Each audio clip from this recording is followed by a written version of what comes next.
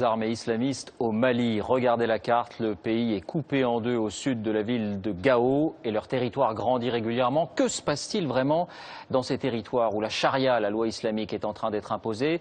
Il est très difficile de le dire, les images sont rares, celles que vous allez découvrir sont exclusives. Cigarettes, alcool, musique sont interdits, on ampute les voleurs. Attention, si des enfants sont à vos côtés, certaines de ces images peuvent choquer. Gérard Grisbeck, Frédéric Ranck. C'est la dernière victime de la charia, la loi islamique. On lui a coupé la main droite et le pied gauche. Accusés de vol, 5 hommes ont ainsi été amputés à Gao, au nord du Mali.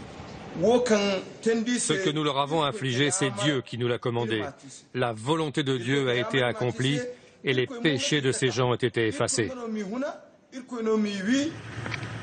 Au sud de Gao, Douenza, la dernière ville occupée depuis 15 jours par les islamistes qui traquent ceux qui n'acceptent pas leur loi. Cigarettes, alcool, cassettes de musique, tout est maintenant interdit au nom de l'islam radical. Notre objectif, c'est d'instaurer la charia au fur et à mesure de notre avancée. Ce sont des militants du Mounjao, un des multiples groupes islamistes qui imposent leur loi au nord du Mali. Jusqu'alors, ils étaient surtout connus pour leur trafic en tout genre. Maintenant, ils justifient leurs exactions par conviction religieuse. J'appelle tous les musulmans à entrer dans la guerre sainte.